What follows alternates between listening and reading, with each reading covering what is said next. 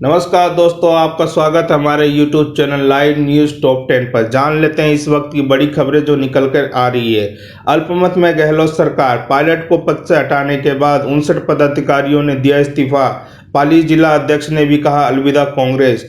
Corona vaccine को लेकर खुशखबरी, चूहे और खरगोश के बाद अब हो रहा है इंसानों पर परीक्षण। ताइवान को हथियार बेचने पर भड़का चीन, लॉकहीड मार्टिन कंपनी को किया बैन। शाह से मिले भाजपा नेता, अहमदाबाद विधायक की मौत के मामले की सीबीआई जांच की मांग। पश्चिमी सीमा का जायजा लेने पंजाब पहुंचा आर्मी चीफ, सैनिकों का बढ़ाया हौसला। अदालत ने सैन्य अधिकारियों से कहा अगर फेसबुक ज़्यादा पसंद है तो इस्तीफा दे दीजिए। पश्चिम बंगाल में ड्यूटी निभाते हुए कोरोना संक्रमित हुए 38 वर्षीय मजिस्ट्रेट अस्पताल में मौत। ओली के बयान पर वीएचपी का पलटवार, कहा विदेशी ताकतों के दबाव में दिया बयान। कोरोना के लाइव स्टेटस जानिए, ईरान और भारत के रिश्ते में खटास। चलते हैं दोस्तों अब विस्तार से। जाने से पहले अगर आप हमारे चैनल पे नए हैं तो सब्सक्राइब के लाल बटन को दबाकर सब्सक्राइब जरूर करें ताकि दिन की जो बड़ी खबरें हैं आप तक पहुंचा सके। चलते हैं दोस्तों विस्तार से। अल्पमत में गहलोत सरकार, पायलट को पद से हटाने के बाद 59 पदाधिकारियों ने दिया इस्तीफा। पाली जिला अध्यक्ष ने भी कहा अलविदा कांग्रेस। राजस्थान में मचे सियासी बवाल के बाद कांग्रेस पार्टी ने बड़ा फैसला लेते हुए सचिन पायलट को प्रदेश अध्यक्ष के पद से हटा दिया है। साथ ही उन्हें डिप्टी सीएम के पद से भी हटा दिया गया है। इसी बीच एक और बड़ी खबर सामने आई है। सचिन पायलट को पद से हटाए जाने के बाद टोंक इकाई के 59 पदाधिकारियों ने पार्टी से इस्तीफा दे दिया है। वहीं दूसरी ओर पाली जिले के जिला कांग्रेस अध्यक्ष ने भी इस्तीफा दे दिया है। उन्होंने कहा कि राज्य इकाई के प्रमुख के रूप में सचिन पायलट के अलोकतांत्रिक निष्कासन से आहत है। बता दें कि मंगलवार को कांग्रेस पार्टी ने बड़ा फैसला लिया है। पार्टी ने सचिन पायलट को राजस्थान कांग्रेस अध्यक्ष के पद से हटा दिया है। पार्टी कार्यालय से भी उनके नाम की तख्ती हटा दी गई है। गोविंद सिंह डोटासरा के नाम की तख्ती लगाई गई है।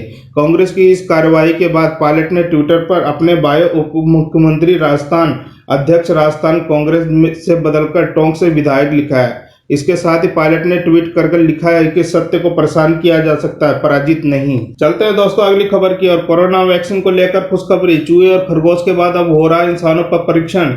जहां कोरोना वायरस के मामले लगातार बढ़ते जा रहे हैं, वहीं कोरोना वैक्सीन को लेकर बड़ी खुशखबरी मिली है। आईसीएमआर के महानिदेशक बलराम भार्गव ने कहा कि 2 भारतीय स्वदेशी टीके तैयार किए जा रहे हैं। भारत में 2 कंपनियां अलग अलग साइट्स पर हजार लोगों पर वैक्सीन के लिए क्लिनिकल स्टडी कर रही है। वे चूहे और खरगोश पर परीक्षण कर चुकी है। ड्रग कंट्रोलर जनरल को डेटा प्रस्तुत किया गया था, जिसके बाद इन दोनों को इस महीने की शुरुआत में प्रारंभिक चरण के मानव परीक्षण शुरू करने की मंजूरी मिल गई।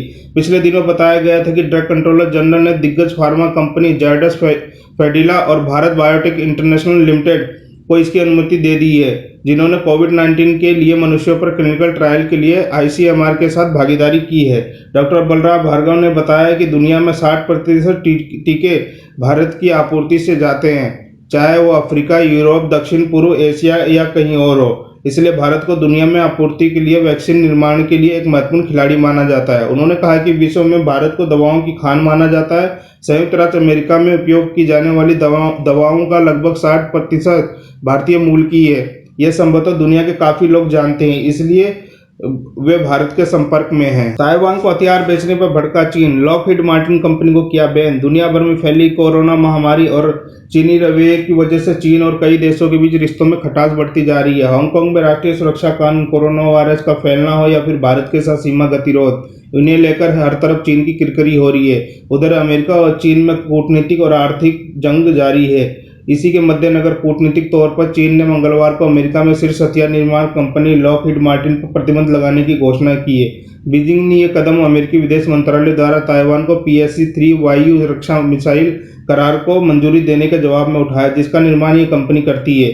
चीनी विदेश मंत्रालय के प्रवक्ता झाओ लिजिया ने मीडिया को संबोधित करते हुए कहा कि चीन मजबूती से अमेरिका द्वारा ताइवान को हथियार बेचने का विरोध करता है। हम अमेरिका का आह्वान करते हैं कि वो एक चीन के सिद्धांत का ईमानदारी से अनुपालन करे, ताइवान को हथियार की बिक्री बंद करे और ताइवान के साथ सैन्य संबंधों को समाप्त करे, ताकि द्विपक्षीय संबंधों को एवं ताइवान में शांति और सुरक्षा को और नुकसान न पहुंचे। चलते हैं दोस्तों अगली खबर की ओर। शाह से मिले भाजपा नेता, अहमदाबाद विधायक की मौत के मामले की सीबीआई जांच की मांग।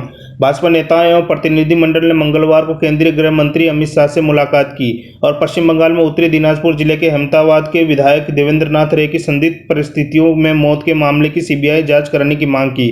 भाजपा महासचिव और पश्चिम बंगाल के प्रभारी कैलाश विजयवर्गीय ने आरोप लगाया कि पश्चिम बंगाल में भाजपा नेताओं पर हमले हो रहे हैं। उन्होंने कहा कि प्रतिनिधिमंडल ने शाह से आग्रह किया है कि रे की मौत के मामले पर सीबीआई जांच बिठाई जाए।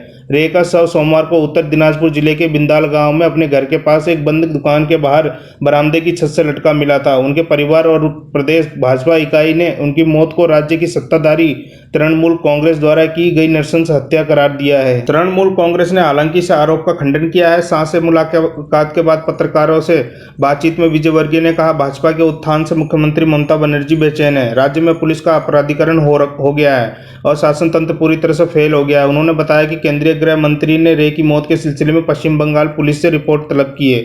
प्रतिनिधिमंडल में शामिल केंद्रीय मंत्री बाबुल सुप्रियो ने आरोप लगाया है कि रे के शव के पोस्टमार्टम रिपोर्ट में छेड़छाड़ की गई है और पुलिस तथा राज्य के गृह सचिव के बयान अलग अलग हैं। उन्होंने कहा, हम इस मामले की निष्पक्ष जांच चाहते हैं, इसलिए इसकी सीबीआई जांच के लिए पहले हम राष्ट्रपति से मिले और अब गृह मंत्री से। मंगलवार को जारी पोस्टमार्टम रिपोर्ट में कहा गया है कि रे की मृत्यु फांसी लगने के कारण हुई। शरीर पर कोई अन्य चोट का निशान नहीं पाया गया है। प्रतिनिधिमंडल में दार्जिलिंग से भाजपा सांसद राजू बिष्ट और राज्यसभा सदस्य स्वप्न दास गुप्ता भी शामिल थे।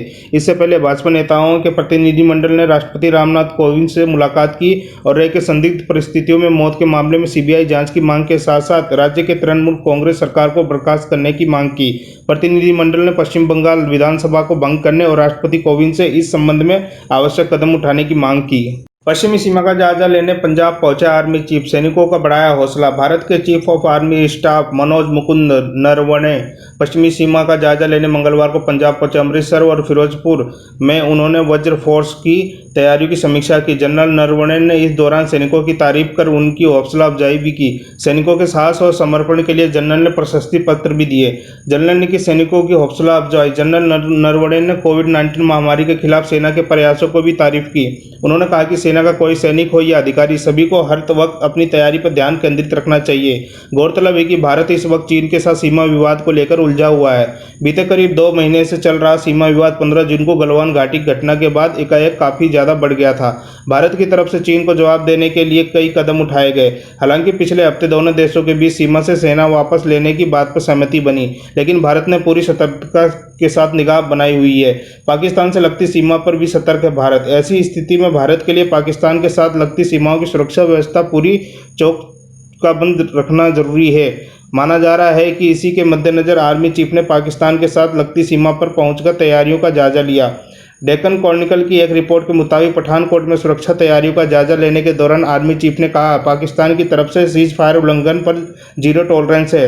आतंकी घुसपैठ की हर कोशिश नाकाम करने के लिए सेना तैयार है। चलते हैं दोस्तों अगली खबर की ओर। अदालत ने सैन्य अधिकारियों से कहा, अगर फेसबुक ज्यादा पसंद है तो इस्तीफा दे दीजिए। दिल्ली उच्च न्यायालय ने मंगलवार को सेना के एक वरिष्ठ अधिकारी को अंतरिम राहत देते इनकार करते हुए कहा कि या तो सेना के आदेश का पालन कीजिए या इस्तीफा दे दीजिए। उन्होंने हाल में सेना द्वारा फेसबुक और इंस्टाग्राम जैसे सोशल नेटवर्किंग साइट का इस्तेमाल सशस्त्र बल के कर्मियों के लिए प्रतिबंधित किए जाने की चुनौती दी है। उच्च न्यायालय ने कहा कि उनके पास विकल्प है या उनसे फेसबुक अकाउंट बंद करने के लिए कहा। सैन्य कर्मियों के लिए सोशल नेटवर्किंग प्लेटफॉर्म का इस्तेमाल प्रतिबंधित करने का निर्णय देश की सुरक्षा को ध्यान में रखते हुए किया गया है। अदालत ने कहा कि वो बाद में नया सोशल मीडिया अकाउंट बना सकते हैं। न्यायमूर्ति राजीव साय और न्यायमूर्ति आशा मेनन की पीठ ने कहा कि याचिका पर विचार करने का जब एक भी कारण नहीं मिला है तो अंतरिम राहत देने का सवाल ही नहीं उठता है। पीठ ने कहा, खासकर तब तक जब मामला देश की सुरक्षा से जुड़ा हो। लेफ्टिनेंट कर्नल पीके चौधरी ने कहा कि जब वो अकाउंट बंद कर देंगे तो उनके फेसबुक अकाउंट में सभी डेटा, संपर्क और दोस्तों से संपर्क टूट जाएगा, जिसे फिर बहाल करना मुश्किल होगा। पीठ ने कहा कि माफ़ कीजिएगा, आप कृपया इसे बंद कीजिए। आप कभी भी नया अकाउंट बना सकते हैं, ऐसे नहीं चलता। आप एक संगठन का हिस्सा हैं, आपको इसके आदेशों का मानना होगा। पीठ ने कहा, अगर आपको फेसबुक ज़्यादा पसंद है तो इस्तीफा दे दीजिए। देखिए, आपके पास विकल्प है, आप चाहे जो करें। आपके पास दूसरा विकल्प भी है। 6 जून की नीति के मुताबिक भारतीय सेना के सभी कर्मियों को आदेश दिया गया है कि वे फेसबुक, इंस्टाग्राम और 87 अन्य ऐप पर अपने अकाउंट बंद करें। चलते हैं दोस्तों अगली खबर की ओर। पश्चिम बंगाल में ड्यूटी निभाते हुए कोरोना संक्रमित हुई 38 वर्षीय डिप्टी मजिस्ट्रेट अस्पताल में मौत। पश्चिम बंगाल कोरोना संक्रमण से सर्वाधिक प्रभावित राज्यों में से एक है। यहां सोमवार को कोरोना संक्रमण की वजह से पश्चिम बंगाल में एक डिप्टी मजिस्ट्रेट की मौत हो गई। 38 वर्षीय देवदत्त रे हुगली जिले के सब डिवीजन चंदन नगर में पोस्टेड थी। देवदत्त रे कोरोना महामारी में लगातार ड्यूटी कर रही थी। इसी दौरान कोरोना की चपेट में आई और इलाज के दौरान एक प्राइवेट हॉस्पिटल में मौत हो गई। देवदत्त रे 2010 बैच की अधिकारी है, जिनकी जुलाई माह की शुरुआत में कोरोना रिपोर्ट पॉजिटिव आई थी, जिसके बाद डॉक्टरों की सलाह पर उन्हें उत्तर कोलकाता के दमदम में स्थित उनके घर में ही आइसोलेशन पर रखा गया था। लेकिन रविवार को अचानक सांस लेने में तकलीफ होने के बाद तबीयत अधिक खराब होने पर अस्पताल में भर्ती कराया गया। अस्पताल में पहुंचने के 21 घंटे के अंदर ही उनकी मौत हो गई। बता दें, इस महिला के अधिकारी के घर में उनके पति और 4 बच्चे हैं, लेकिन कोरोना महामारी के दौरान अपनी फर्ज निभाते हुए वो कोरोना की चपेट में आई और जिससे उनकी जान ले ली। देवदत्त रे बंगाल में हुगली जिले में प्रवासियों को ले जाने वाली ट्रेनों की प्रभारी भी थी। यहाँ उन्होंने शिविरों में आगमन के समय रखा गया था।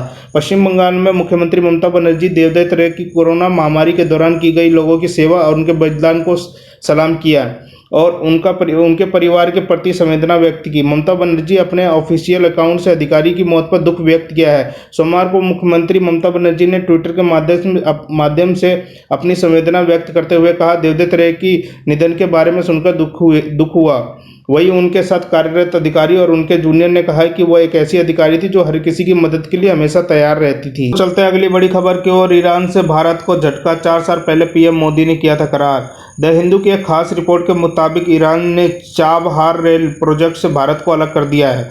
ईरान ने इसकी वजह भारत की ओर से फंड मिलने में देरी को बताया है। ईरान ने यह कदम ऐसे समय पर उठाया जब भारत और चीन के बीच तनाव बढ़ा हुआ है और हाल ही में चीन और ईरान के बीच $400 अरब का रणनीतिक निवेश को लेकर समझौता हुआ है। ईरान और भारत के बीच 4 साल पहले चाबहार से अफगानिस्तान सीमा पर जाहेदान तक रेल लाइन बिछाने को लेकर समझौता हुआ था।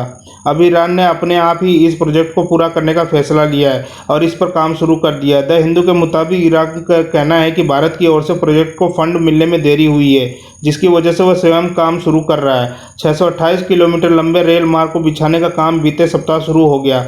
ईरान के यातायात और शहरी विकास मंत्री मोहम्मद इस्लामी ने इसका उद्घाटन किया। ये रेल लाइन बॉर्डर पार करके अफगानिस्तान के जारान तक जाने वाली है। दोस्तों, चलते हैं अब कोरोना के लाइव स्टेटस की ओर।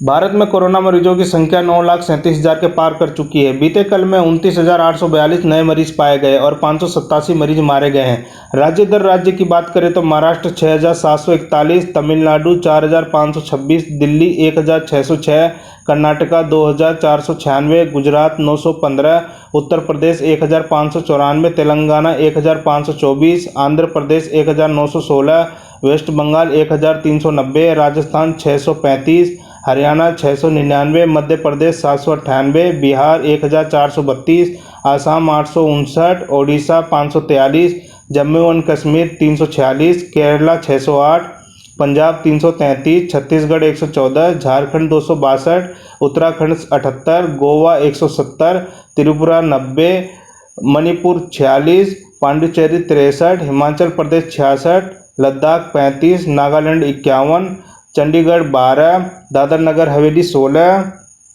मेघालय 2, मिजोरम 5, सिक्किम 45 मरीज पाए गए हैं। अगर आपको ये वीडियो पसंद आए तो लाइक और सब्सक्राइब करना न भूलें। जय हिंद, जय भारत।